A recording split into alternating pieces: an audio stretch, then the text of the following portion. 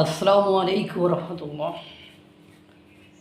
ভারত যদি এই আকামটা করে দেয়, বাংলাদেশের দুঃখে শেয়াল কুকুরও কাদার লোক থাকবে না। কি আকাম? একটা যে আর একটার সাথে রিলেটেড। এক রোহিঙ্গাদের নিয়ে আমরা জ্বলে পুড়ে ছারখার হয়ে যাচ্ছি, আতঙ্কে থাকি। রোহিঙ্গারা কখন কি করে ফেলে, কখন আমাদের দেশের স্বাধীনতা সার্বভৌমত্ব নিয়ে টানাটানি করে, এই আতঙ্কে আমরা সময় কাটাই, সময় পার করি। এর ভেতরে যদি ভারত পশ্চিমবঙ্গের SIR করে যাদের ভোটাধিকার বাতিল করে দিয়েছে, তারা সব অবৈধ অনুপ্রবেশ,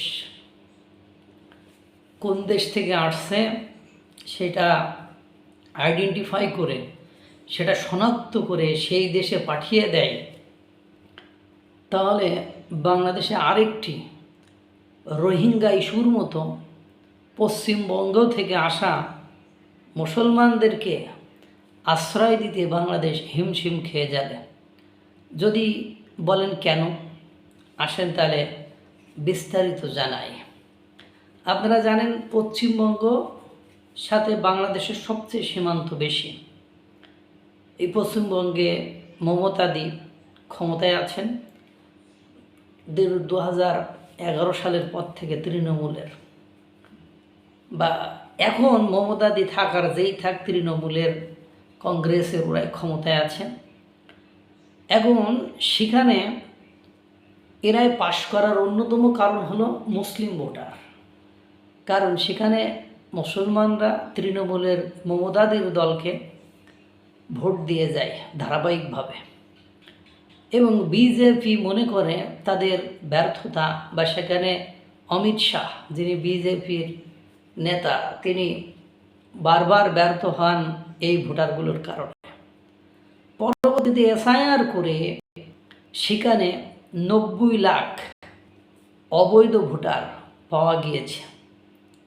এই 90 লাখ অবৈধ ভোটার, যাদের ওখানে পরিচয়পত্র নেই, ভোটার নেই, এ নেই সে নেই, মানে তারা কোনো না কোনো ফরম্যাটে প্রতিবেশী কোনো রাষ্ট্র থেকে যে সেখানে আবাস গেড়েছে, বা সেখানে আসন কেটে সেখানে আবাসস্থল করে বসবাস শুরু করেছে।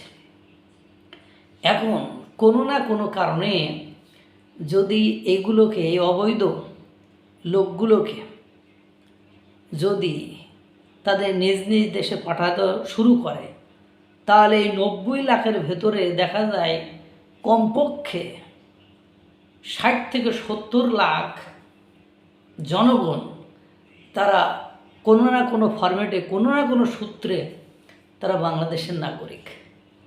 আর যদি তারা বাংলাদেশের নাগরিক হয়, এমনিতে দেখেন আমরা মাত্র মায়ানমার থেকে আসা 12-13 লাখ রোহিঙ্গাদের নিয়ে কি আতঙ্কে আছি। আমাদের বন ডিসলেট করে ফেলেছে, বন উজাড় করে ফেলেছে, সেখানে কি একটা বাজে অবস্থা।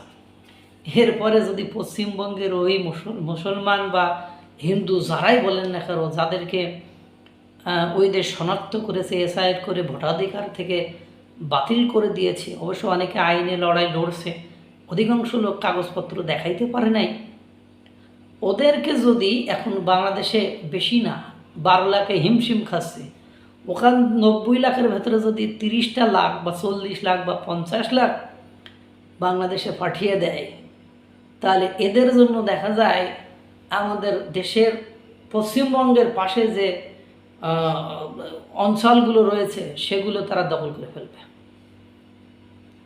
আর তখন কি হবে? এদের রুটি রুজি, এদের আয় রোজগার, এদের খাওয়ান দাওয়ানের ব্যবস্থা কে বা কারা করবে? এই জন্য ভারতের সাথে লাগতে চাওয়া নিতান্ত বাংলাদেশের জন্য একটি বড় সড়ো বোকামি বই আমার কাছে আর কিছুই মনে হয় না। যদি আমি আপনি আমার দেশ মাতৃকাকে, দেশ ভূমিকে ভালোবাসি, তাহলে অন্ততপক্ষে তাদের সাথে সমতার ভিত্তিতে ব্যবসা বাণিজ্য করে আমাদেরকে সামনের দিকে আগাতে হবে। নাইলে ওরা যদি এই কাজটি শুধু করে দেয় তাহলে নিঃসন্দেহে আমরা আমাদের অস্তিত্বকে ধরে রাখতে, আমাদের স্বাধীনতা সার্বভৌমত্ব ধরে রাখতে আমরা পুরোপুরি ব্যর্থ হব। এজন্য আসুন একটু সচেতন হই, সচেতনতা অবলম্বন করি, যা খুশি তাই করা থেকে নিজেদেরকে বিরত রাখি।